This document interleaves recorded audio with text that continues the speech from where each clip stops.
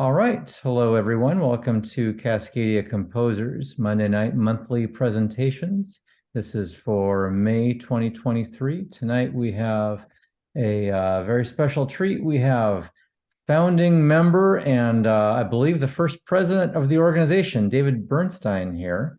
And he is, I believe he's going to be presenting an opera and discussing works discussing that. I'm going to let David take it away.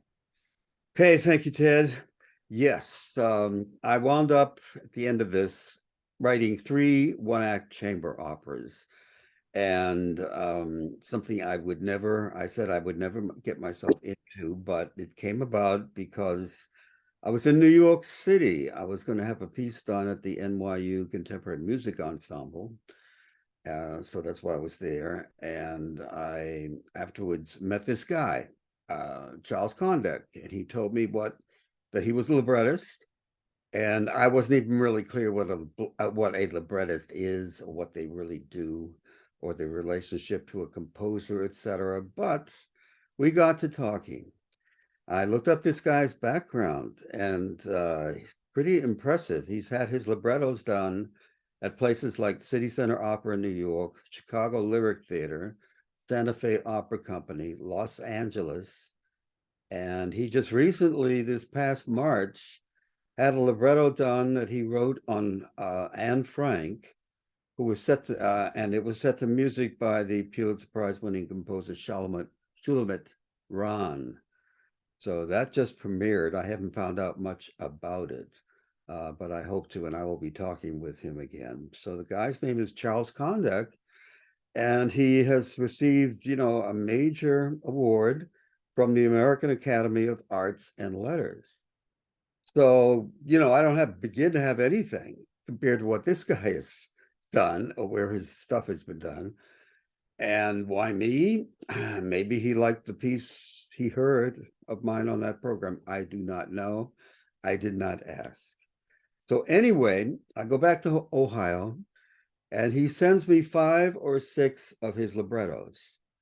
And I looked them over, and I chose one because what attracted me to it was the idea of central theme of religious intolerance that was contained in this short story by Nathaniel Hawthorne. So I read that through, and you have to know where I'm coming from. At this point in time, I really did not want to do opera. I didn't like opera. I was familiar with things like some Puccini, 3 or 4 Wagner works, Verdi, Mozart, that sort of thing. But it doesn't mean I've studied them. So the few contemporary operas that I wound up hearing, I really, really didn't like. And so I said in the background, there's no way I ever want to do this. So anyway, I meet this guy in New York. He sends me these things. I chose this one, and not knowing what the hell I was going to do, I just jumped in and started doing it. So let me read what I wrote for the audience at the time of its premiere to give them an idea of what I went through. So let me quote myself here. Probably be better if I use my reading glasses.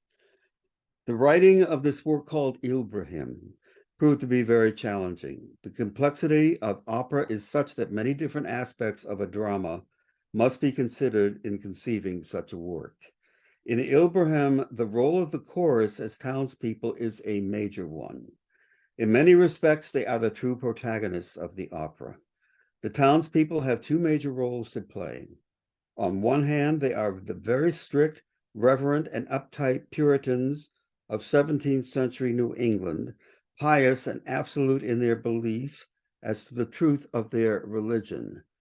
And let me interject here. We're talking Puritans, 17th century New England. We all know that little place called Salem, not Oregon, but Salem, Massachusetts, where they hung people they accused of being witches, etc. These were the Puritans doing this stuff. Anyway, in writing for the above, I wanted to create music that would capture a sense of 17th century Protestant hymn tunes. In a stylized manner, this music would perhaps imbue the drama with a certain ambience and atmosphere that could suggest the times of old. The music for these hymns is not only tonal, but at times even functional in its harmonic guise. There is no use of borrowed material for these particular chorales. The other primary role played by the chorus / townspeople is one that is far more complex. They are malignant spirits, at once evil and sinister. In musical terms, I find the harmonic language of the 20th century well suited to expressing the many emotional aspects of their being. Of course, it is always fun to create evil characters. The other principles in this drama were always interesting to me, and it is hoped that the music for these singers will amplify and dramatically accentuate their different personalities. So that's what the audience read before the premiere performance. Now, about the chorus in it. You've all heard of what a Greek chorus is. Well, in a classical Greek play, they typically serve to express and comment on the moral issue that is raised by the play. In more concrete terms, it is a group of actors who describe and comment upon the main action of a play with song, dance, and recitation. Now, I was not, when I was writing the piece, I was not thinking, I want them to play the role of a Greek chorus. But years ago, when I was a master's graduate student at Florida State University, all the music students there at that level had to take a supplemental course. What do they call it? A whatever kind of course. Most music students enrolled in the art history course. I didn't do that. I enrolled in a course called The Plays of the Greeks and the Romans. Well, I took this course. The woman who taught the course was absolutely wonderful. And we started reading the works of Aristophanes, some of the comedies, Aeschylus, Sophocles, Euripides. And I have to tell you, I was like totally blown away by what I was reading. I probably, like maybe many of you or others, think there are no great plays before Shakespeare. Well, that's total crap, because when you read the Greek plays by these people, I was just absolutely floored. The power, the poetic beauty of what they did. And I remember I did a large paper on it based on something that to me, our America's greatest playwright, Eugene O'Neill, borrowed directly from Euripides and Aristophanes. Something called Morning Becomes Electra. Maybe some of you have heard of that, based totally on mostly Euripides, what Euripides had done in it. And I wound up doing a large paper on the piece. So that's where I got into the idea of what a Greek chorus really, really is and how they function, how stunning it can be. Now, the last 2 to 3 weeks of this semester course, we spent with the Romans, some Roman playwrights, and I have one word for the Romans compared to the Greeks. They suck.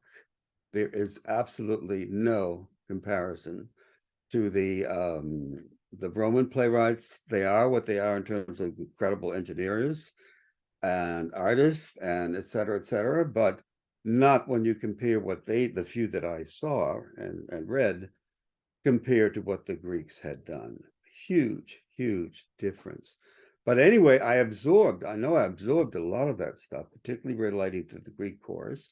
Now, I am not, the chorus, as you'll see in this, is not really totally functioning 100% of the time as this so-called Greek chorus would do.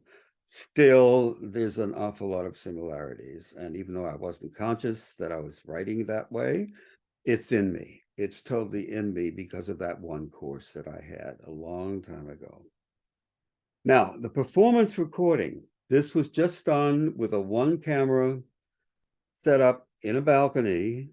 And it's, so the recording's not great. Still, it'll give anybody who sees it an idea. It's the music, staging, and etc. other things. And as mentioned in my description that I sent out, I have two different performances to show, but the second one will just be brief, just enough at this time, hopefully to give you an idea so you can compare it to the entire first one that you will see. A word about the libretto before I really start. Projection of supertitles is now common in any place that does operas or other types of theatrical productions. I saw this when I was living in Vienna for a couple of months and many other places in Europe, other opera houses. And essentially they project the libretto, the supertitles as they're called, onto the proscenium area. So people can either look up at it and read it or forget it and just focus on what the singers, the actors are doing on the stage. I was in one opera theater where they actually had on each chair, on the back of each chair, they had like a little screen thing, and the libretto could be projected on the screen. And you can even pick the language that you wanted to read it in. That I found very distracting. I did not like that at all. So, but looking at it on this proscenium area, I found to be helpful from time to time. The music is, of course, the most important thing. And of course, the audience would have supposedly read the synopsis, but some of those opera stories can really, really be very convoluted to follow. But anyway, so also, now in this particular work, you are going to miss many words in the play, either from the chorus side or from the singer side. And that's because the supertitles are not being projected on the proscenium of this stage. We were in a relatively small theater, and there was no way to do such a thing like that. Also, in this particular work that Charles Condek wrote from the Nathaniel Hawthorne short story, the language is kind of archaic for us. We all know that the 17th century, they are not going to speak the way we are speaking today. So that's another difficulty for people with the words and why it would be helpful if they are projected on a screen. Beyond that, my main suggestion, as I'm going to jump in now, is that when the audio comes in, it would be great if you all have headphones that you could plug into the computer, because I found that in doing so, a lot more of the words will actually be understandable. And the audio quality is just going to be better anyway. So when the time comes, if you have headphones that you can just plug in, go ahead and do that. It'll be better. So, all right, what I'm going to do now is go to this first thing and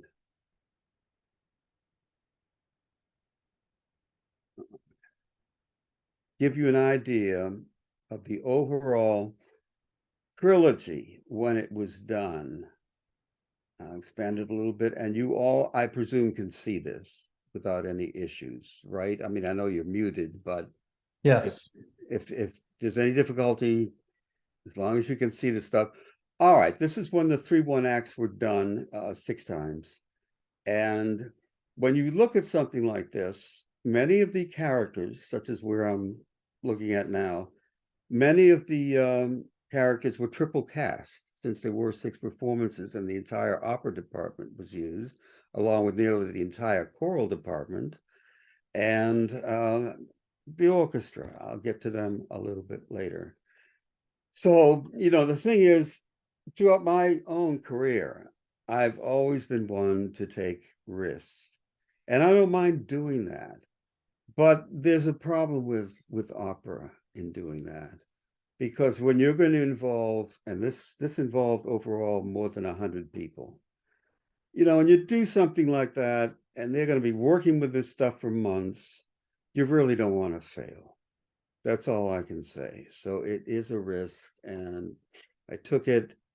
First one worked out super well. If you had a chance to read that review that I sent out, written by Donald Rosenberg of the main paper in Northern Ohio, the Cleveland Plain Dealer, He does, Rosenberg does his reviews for the Cleveland Orchestra, the Cleveland Opera, anything musical, but not just the stuff that happens in Cleveland. He will go out to other areas around the community area to review and then write them up in the Plain Dealer. So at any rate, on the basis of his review, the librettist, Condek, and I decided to eventually write two more. And they were done 2 to 3 years later, and you're looking at the screen now of what it finally came to be and all the people that were involved with it. Now, let me go to a second one here and see. All right, here is the score of ILBRAHIM. One act, Conduct, my name. Now here's the cast. It's not a big cast. Sarah and Catherine, the two major sopranos in it. The difference in quality between the two of them is Catherine, who will be the mother of this crippled boy called ILBRAHIM, not the crippled boy, pardon me, the ILBRAHIM, the boy soprano, the mother. Her soprano voice has kind of a darker quality to it. Sarah, one of the Puritans, her voice is maybe more of a lyric quality to it. Both I find very attractive, and they're both very different, which is good. And at this point, I should really read you the libretto so that you'll have a sense of what is really going on here. So let me do that now. Let me go back to my reading glasses. All right, here's the synopsis, not the libretto. After years of flight from country to country, and now in the new world of harsh New England, ILBRAHIM, a Quaker with a Turkish name, has been orphaned by the Puritan theocracy because of the religious beliefs of his parents. The authorities have hung his father and driven his mother into the wilderness. ILBRAHIM is taken in by a Puritan couple, this is Sarah and Tobias, after being found weeping on his father's newly dug grave. The husband, fearing censure and uncomfortable in the role of the father, cannot give the personal and loving gestures that ILBRAHIM needs. ILBRAHIM's natural mother, Catherine, appears, but she abandons him a second time and leaves him with the Puritan couple, Sarah and Tobias, preferring instead to obey an inner voice which tells her to break the bonds of natural affection, martyr thy love, and she continues to follow a path of wild fanaticism. ILBRAHIM broods over a residue of unappropriated love and is further betrayed by a foul-hearted villain, this is the crippled boy, to whom he once related tales of human tenderness, drawn from the romantic atmosphere of his, quote, barbaric birthplace. It is the final rejection, and he now knows that he will never find a home in its community and never recover from the injury done to his sensitive spirit. At the breast which his true mother had denied him, he dies and goes home to his father. Now, Hawthorne's short story, The Gentle Boy, is part of a collection known as Twice Told Tales. It resonates on the deepest affectionate levels: a child's need for love, of a father and mother, a home, caressing hands and peers for love and security. And Nathaniel Hawthorne, writing this stuff in his time, day and age, probably would have received a hell of a lot of criticism for doing this kind of story, living in the environment that he lived in. All right, anyway, so here you see the cast. Now, the instrumentation, I had just one corner of this smallest theater to deal with. So I only wrote it for 5 violins, 3 cellos, 1 clarinet, and piano. So this was the premiere version of it. I'll get to the other one a little bit later. So there you see the time and the 17th century New England. Let me go into, show you a few bits of the score and where the libretto begins. So let me go to that spot. Chorus comes in, the townspeople come in, Their idols are silver and gold. Mouths have they, speechless yet they be. Now here's Condek already commenting on the fact that these Puritans are looking at this kid.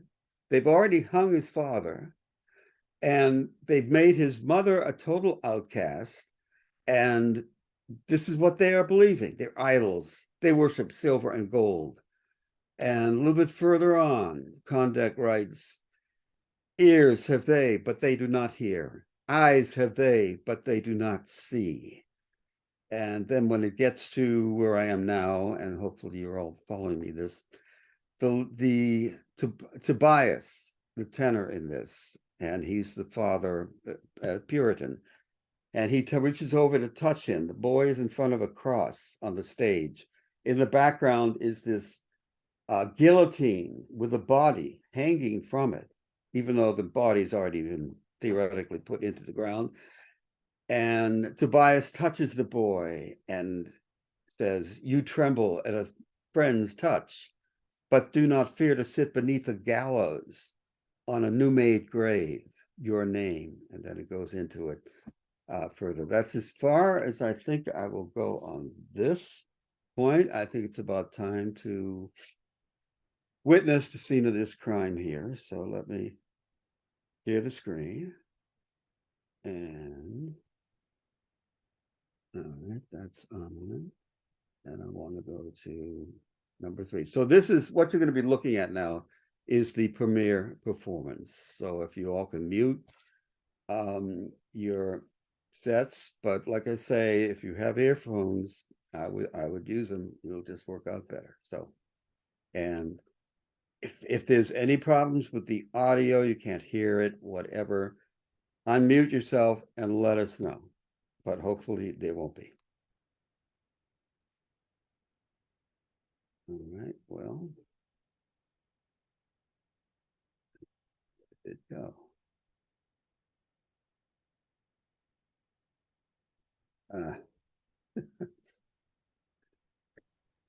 Let me get back. What did I do? I wanted to get rid of this. No. David, just a quick reminder, did you check the audio when you did the screen Yeah, share? I did, and they were both unchecked. Both of those items, Ted, were unchecked. I was very Right. surprised. No, I But just meant right now when you did a screen share. yeah, what I'm going to do is then I'll just have to open up. I thought I did open it up. I hit the wrong thing. Let me find it. Okay, there it is. All right. Okay, it takes a few seconds. The director times the lighting initially with the 4-bar phrases of the music. So I'll expand it a little bit. Start with the piano.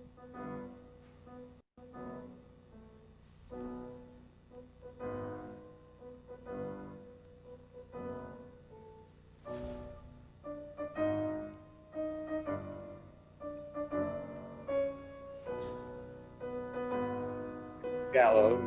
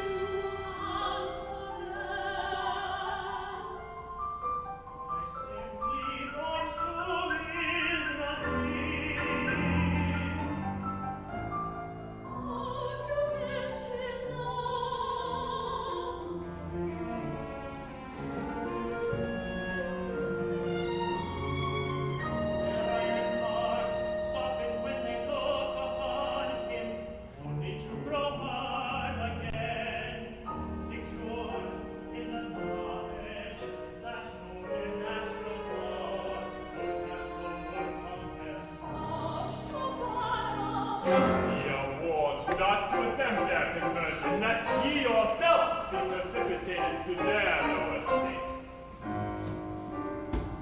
They leave room for us, as though we were the poison. Even the children dread contamination. It sorrows the child. He would be fit for playmates and he for me. A loud voice, there is no doubt, by the wood's edge, called. What shall be done to the backslider? Backslider!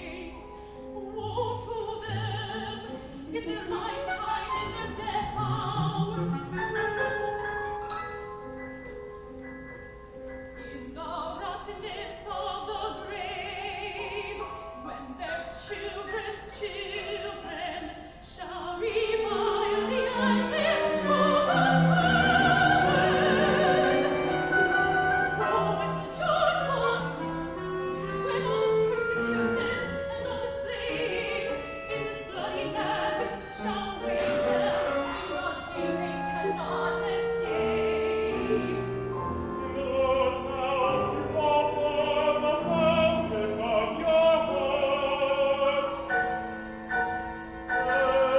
Let the inspiration of the devil remember the sentence of rebels upon you. And I have done my mission unto the earth I came.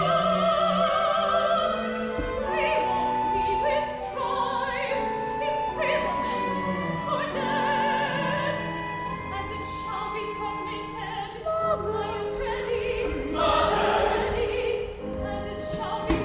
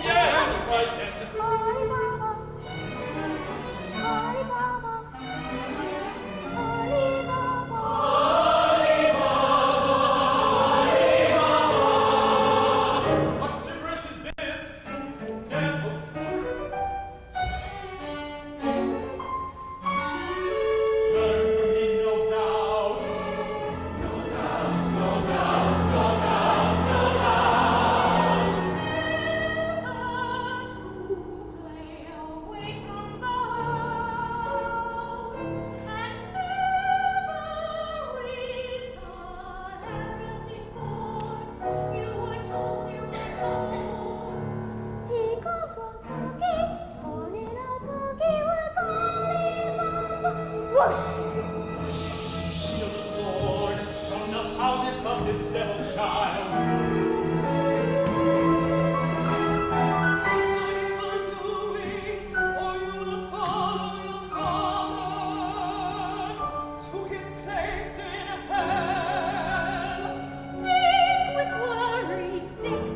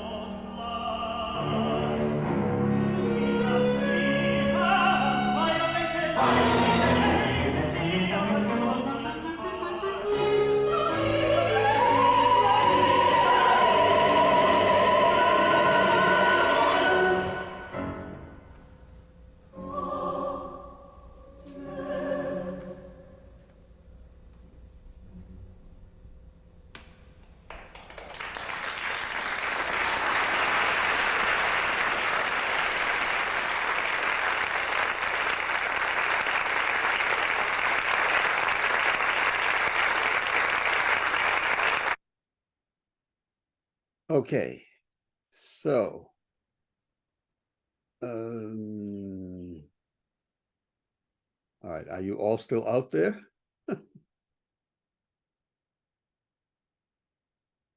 Ted, you there? Yep. Okay, okay.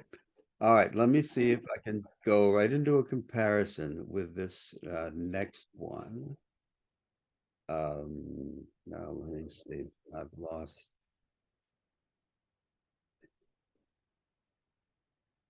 Back to meeting. Let's see. What's happening there?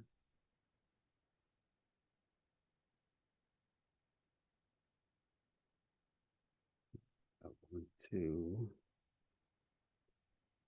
All right, I may have to do it this way. Hold on.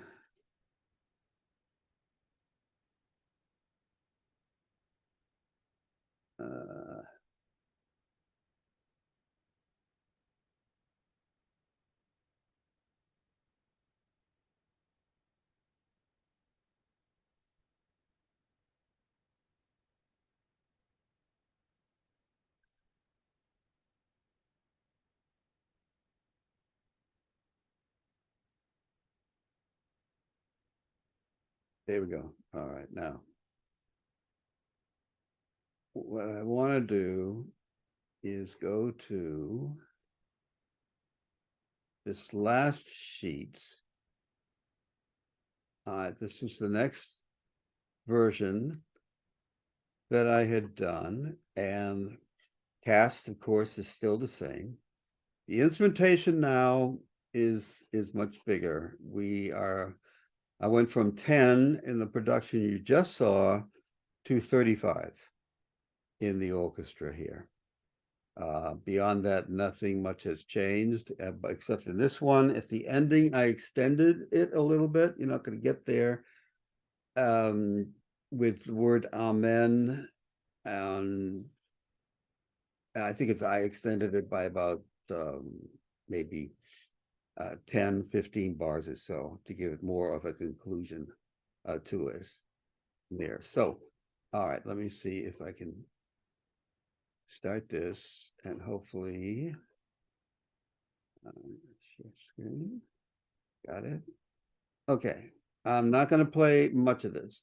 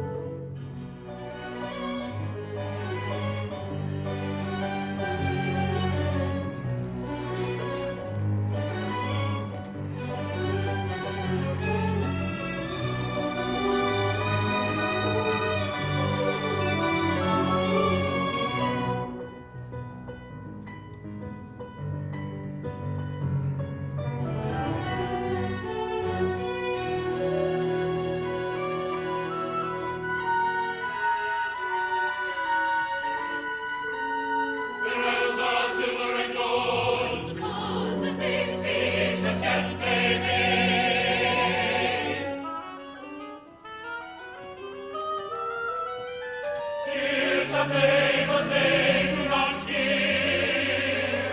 Eyes of they, but they do not see.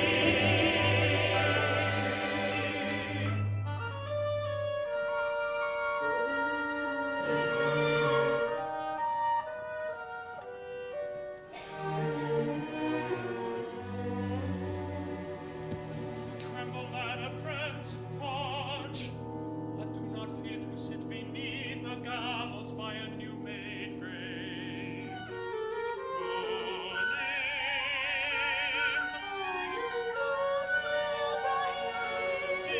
Ibrahim.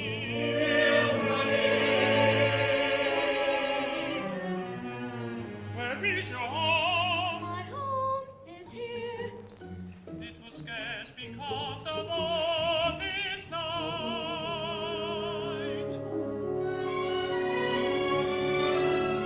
I hasten to a warm supper, and a very warm house.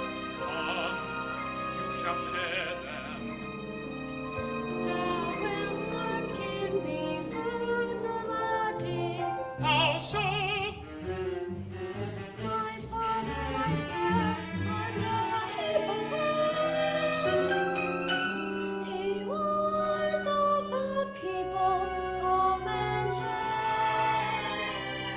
A Quaker! Is it about for meat, I say, but let them not, no not be fed. Find a house wherein they may the only mold to put their head.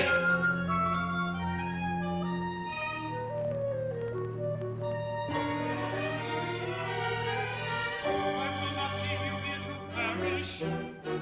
Though you come from the accursed sect, do we not all spring from an evil root and lie in darkness until the light doth shine upon us?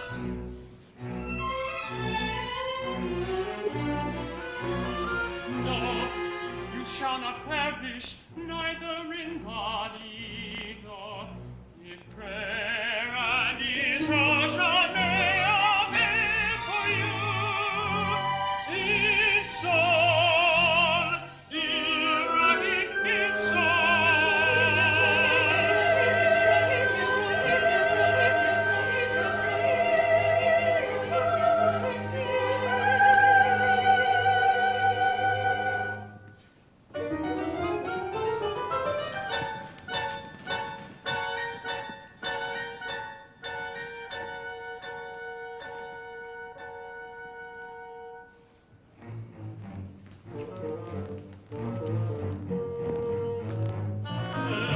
malignant, assiduous promoters of doctrines, tending to subvert us all, attacking the very power of the clergy and the covenants of the church. And diabolical zeal is a hellfire to be quenched. Nature teacheth all nations that madmen, acting according to frenzied, frantic passions, must be restrained.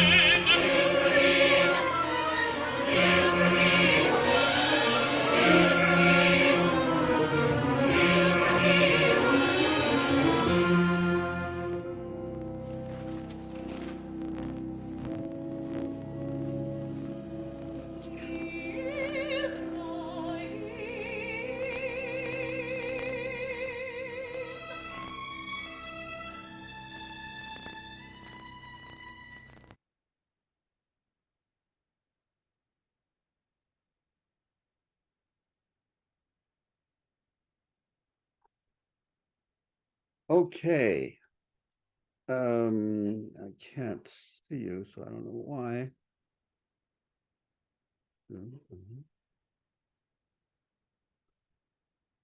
There we go. All right. Can you all unmute yourselves? Thank you. And tell me any of your thoughts. I'd be very interested to hear. Greg, is that a hand? Yeah, David, there's just no comparison. I mean, the power of what's going on, having an orchestra there rather than, it's just, to me, it's a whole different new piece. 35 players versus 10. Yeah, Yeah, I know, and I know the problems of getting the performances with a larger group, but yeah. boy, what a difference! I mean, right from the very beginning, there's just more stuff. It just has a much greater impact. Okay, thank you. Others, please join in. I would say though that if you were going to pick 10 instruments, you picked a great ensemble. Can you hear me all right? Yeah. Yep, yep. Yeah. I mean, sometimes the people they want to have one of this and one of that and one of the other thing, and I don't think that goes together quite so well as this more uniform ensemble of 10. Like I say, it may only be 10, but given that, it seems pretty powerful to me. Sure. And Teresa. Well, I had a couple questions before I even offer a comment. I tried to Sure. chat with you, David, during it. In the first one that we saw all of, where were the instruments placed vis-a-vis They with were, the singers? this is how that instrumentation was determined. They were in one corner of the stage. You didn't see them, but this was a smaller theater. This was not certainly not an opera theater by any stretch. It was a small theater. No, it was filled. Well, I don't know how many numbers they were, but they were off in a corner. The camera never showed them. Mm-hmm, And that pretty much determined my instrumentation. mm-hmm, And I've never had that forced upon me before. You walk, of course, I was told where it was going to be, even before I started writing.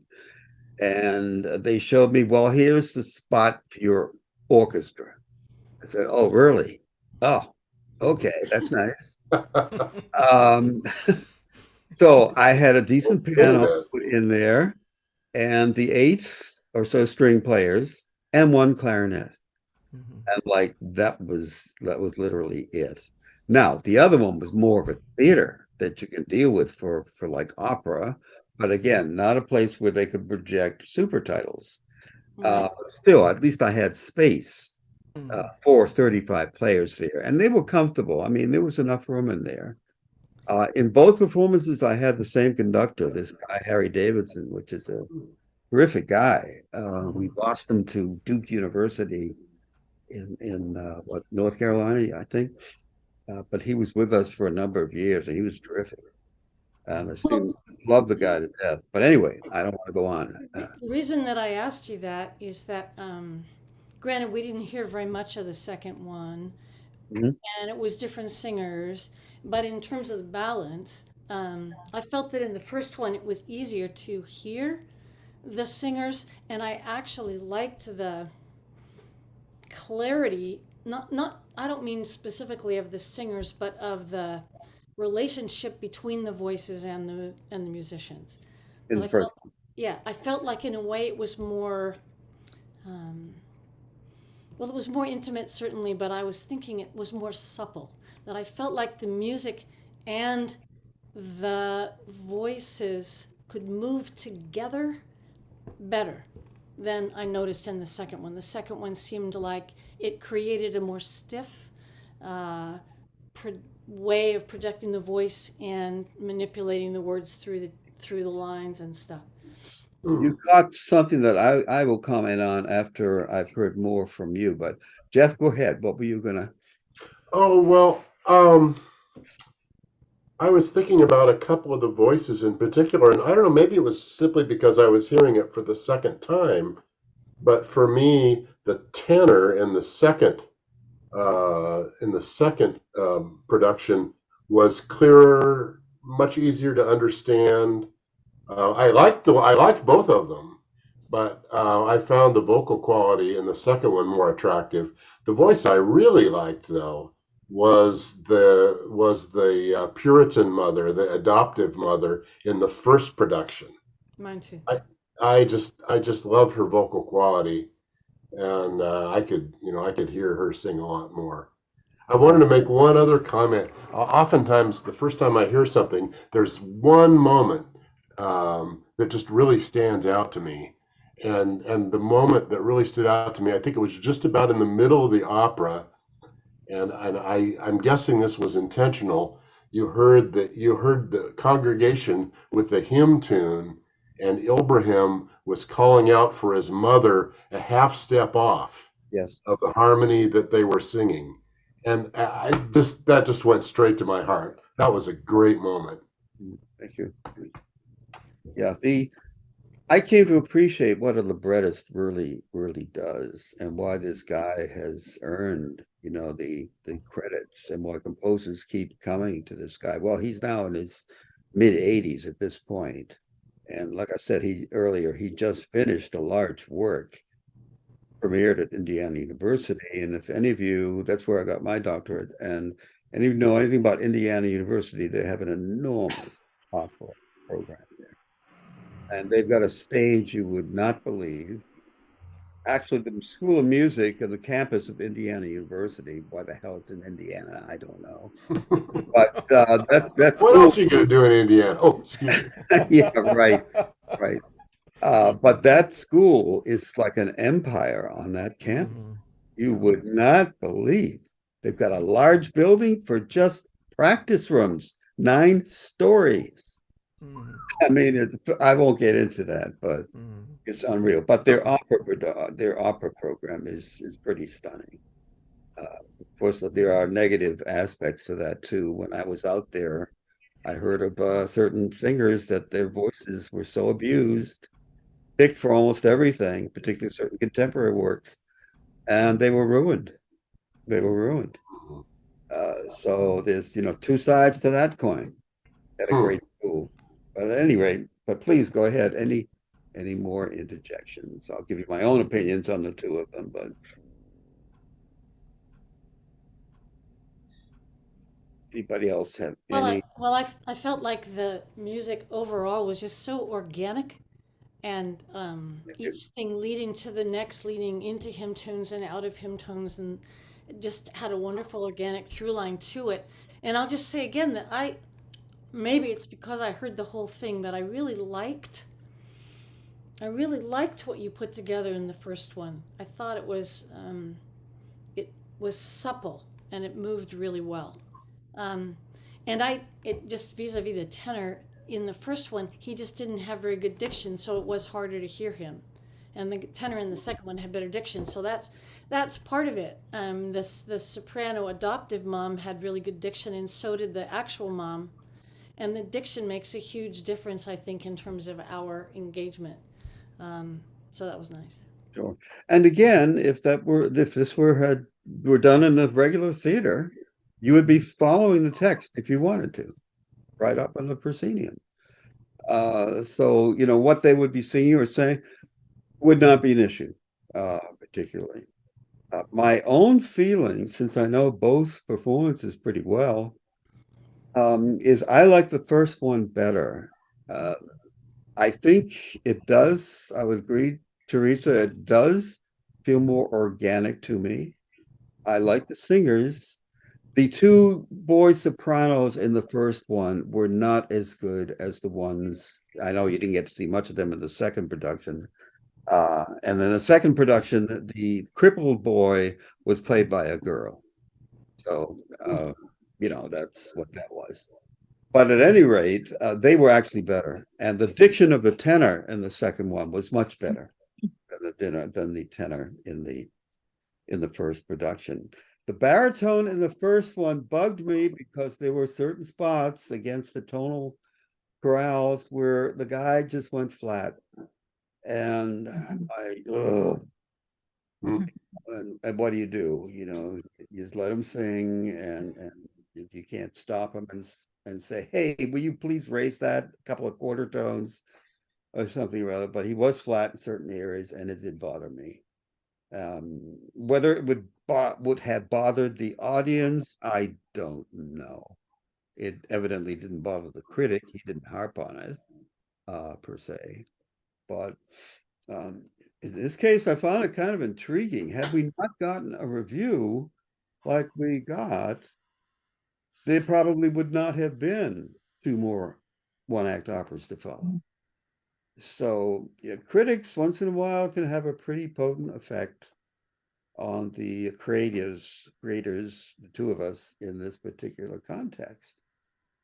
So, at any rate, any other comments from? Well, Yeah, Yeah, David, great. I think you could say that you've got an opera that you've got essentially two different versions of, and depending on the performance situation, both of them could be very successful.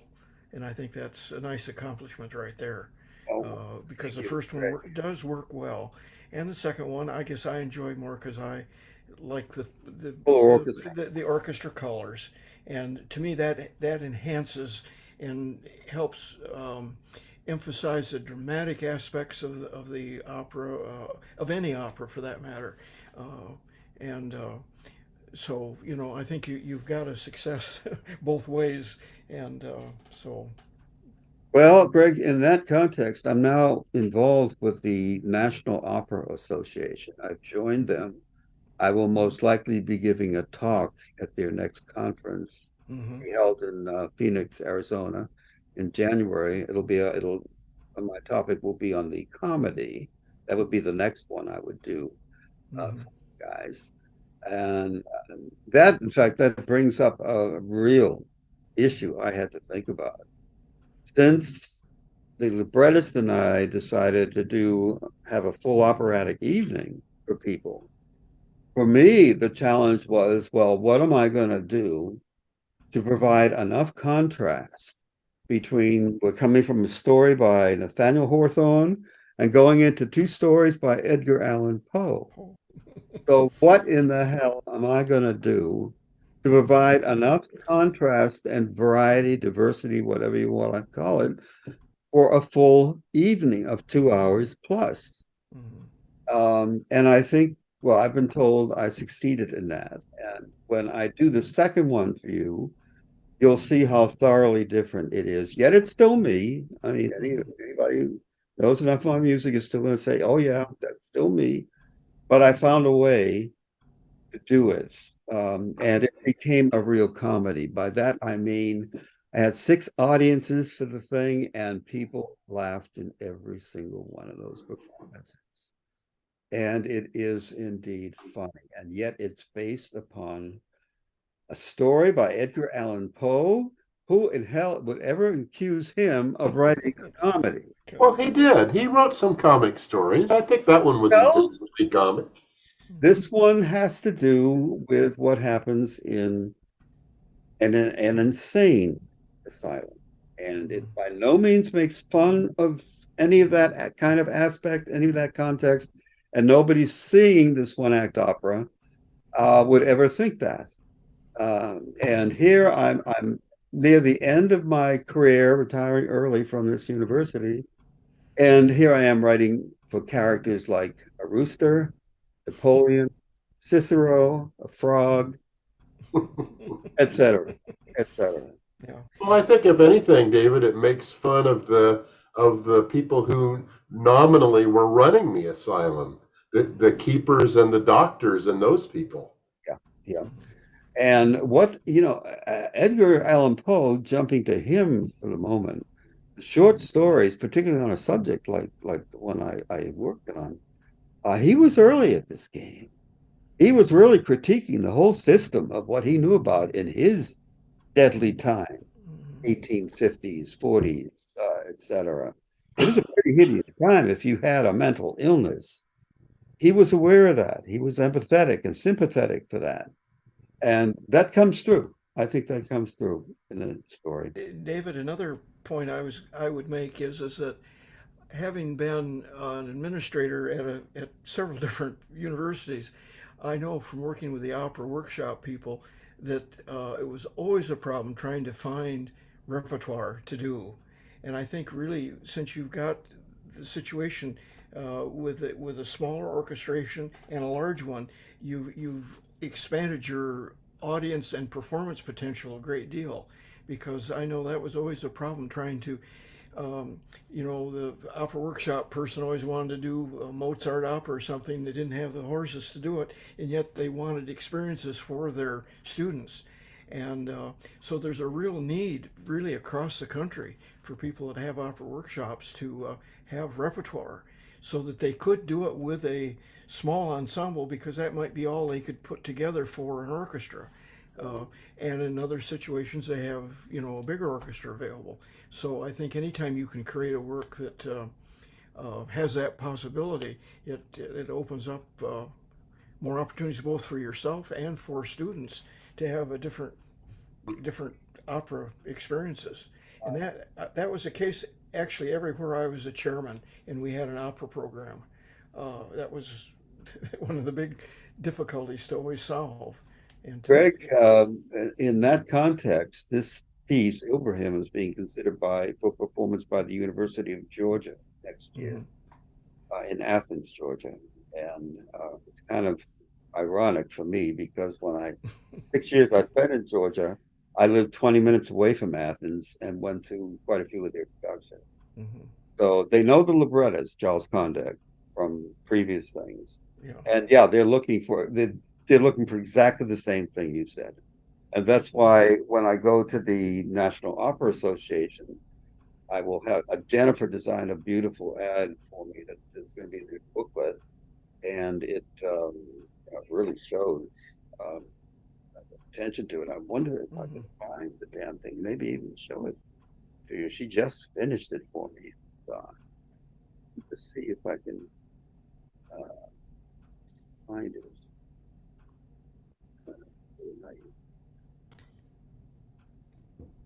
Almost there. Here we are. Yeah. Okay. This is what Jennifer designed. Let me just let me get rid of this. And share.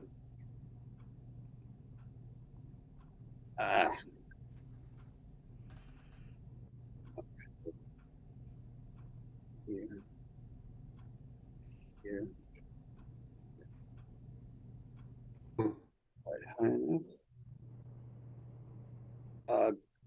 Ted, I'm not finding the share thing on this window. He had to leave. There it is. There it is. I got it. Hold on, Jeff.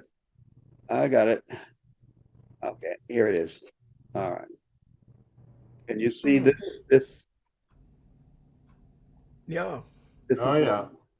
Jennifer just finished working on for me. This will be in their 44-page brochure. So it shows, great. and I'll be talking about the Soothing System. That's the comedy. And I quoted three different critics that we received. Got a hell of a nice letter from the director of the Cleveland Opera, who came down to see it, David Bamberger. And I didn't even know he was in the audience. He wrote me a really, really nice letter, which is great because he has, he's well known, etc. So this is what's going to be in that booklet. And I will be doing a presentation on the first one, the Soothing System. And that's the Edgar Allan Poe work. So bravo, Jennifer. She did a really, really nice job for me. Okay. And we're back here. All right.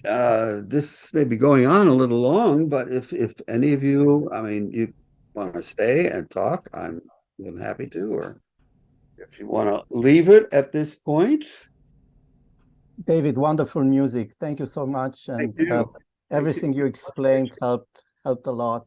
I loved the scarcity of the first ensemble, but then the second one brought like a third dimension, an additional dimension.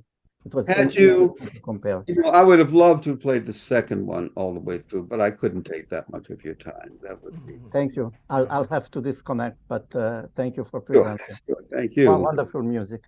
Thank you. But the second one comes off, as Greg, you were mentioning, partly because of the size of the orchestra, has a different feel to it. Because for one thing, just the percussion element adds another area of color that the first one doesn't have. And that plus, even though I only used one flute, one oboe, one clarinet, one bassoon, but I had many more strings and percussion. So that, adding up to 35 people. So that does bring a very different quality to it, a different So, depth. I would say. David, are you still calling the new version a chamber opera? Yeah, yeah, yeah. I'm not in the second version. I'm not using a full orchestra, so it's a chamber. To me, that's scoring with just the 35 players. That's a chamber orchestra. I mean, for a larger orchestra, for starters, I would be using woodwinds and pairs, and I would certainly be using brass, having brass come into the picture. And You in this case, in the one that you showed us, the second one, the orchestra wasn't in a pit, but it probably would have been better if they were. they were sort of in a pit. Maybe I didn't see it Stage quite. was raised quite a bit, and they were below. The view from the audience to the singers on stage would never have been obstructed. So they were down low. It's just more about the sound. Sound. And it did seem like the orchestra was overpowering the voices to some extent. That interestingly didn't happen when you go to the performance. It didn't happen. I know on this audio, and remember, this is really old tape stuff. Sure. These are video cassettes converted to MP4s. Well, and a lot depends how it's mic'd too. That's true. And we were just talking, like I said, one camera, just an old type of camera on a balcony. This guy's up there, and whenever he decided to go in for a close-up, totally arbitrary. Nobody told the guy what to do, whatever. So, I mean, you compare that to a professional setup of how that would be done, how it might be mic'd, etc., and it would be quite different. If I do get a production at the University of Georgia next season, I will certainly hope for a quality tape. Yeah, absolutely. Hope so. Hope so. David, the interesting thing is I've been listening to the Met broadcasts, and a couple times this year, it's been very interesting that the singers are overpowering the orchestra. Oh yeah, well, And that's a very strange thing. In fact, was it the Champion that I just saw had that problem a little bit. Really? That there were, and of course, granted I'm hearing it where I'm hearing it in a theater, but I could tell that somebody had really been manipulating the mix. And Was it at times you could just barely hear the orchestra, and it was it was beautifully orchestrated, and then there'd be times it would come back into balance. So, but now they can mic all of the individual singers and God knows what else. Yeah, that's a production decision. Yeah, that's what they do Too in bad. theater. The singers they're all mic'd. It's a totally different. Yeah. They don't kind of in opera. They don't. Those singers have to be able to project, and they won't be hired unless they can. Greg, and the one you mentioned, could you tell, was it a full orchestra that was playing? Well, yeah, of course that particular opera has a rather unusual orchestration because they're jazz elements, so there's a jazz group within the orchestra. But it's a full orchestra. But and the jazz part of it, I mean, those players are stage left, I think it was, in the setup. But of course, they can, take care of that with the mix so that it all blends well now for the broadcast. Well, the cameras that I had for all three, again, it was just one bloody camera up on the balcony. Talk about no mix. Well, now with the Met, you practically see the person's tonsils at times. Yeah. They're up so close. We have the technology. It's a whole different experience watching it that way, and then being there live and being halfway back in the hall to see an opera. So it's. I know. Well, again, all this to me was kind of a surprise. I mean, I'm basically going to retire early, and my experience with this and doing this, going to all rehearsals while still trying to maintain a full-time teaching schedule Mm, almost yeah. nearly killed me. I mean, I went in for endless evening rehearsals. Yeah. I had to do quite a bit of conducting, including the orchestra for a while, until we got the conductor to come there and take the final rehearsals and do that. I worked with the chorus a lot. I worked, of course, with the individual singers.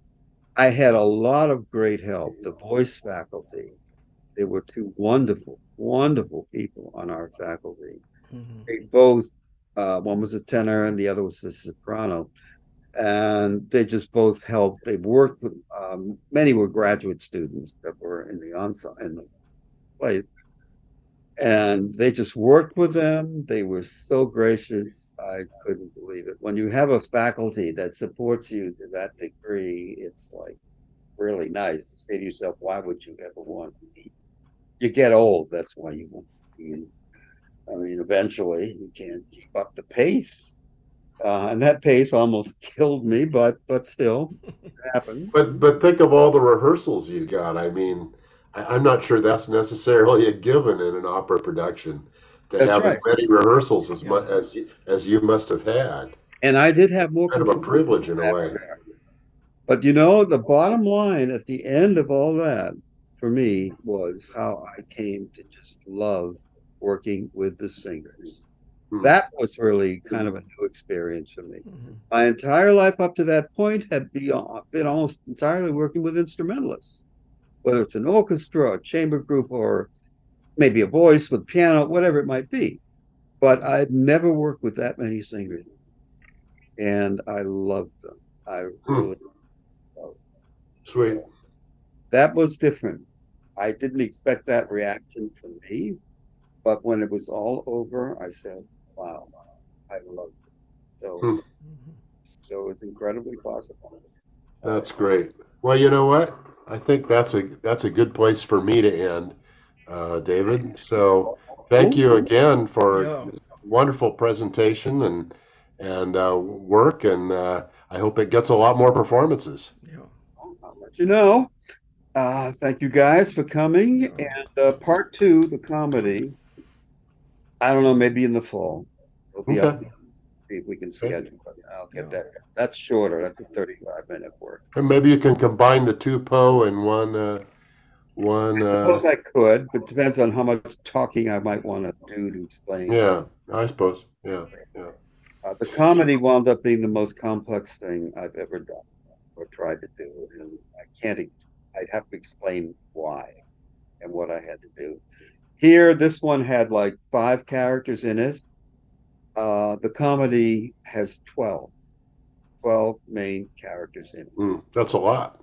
That is a lot, and that created a kind of built-in complexity to make it all happen.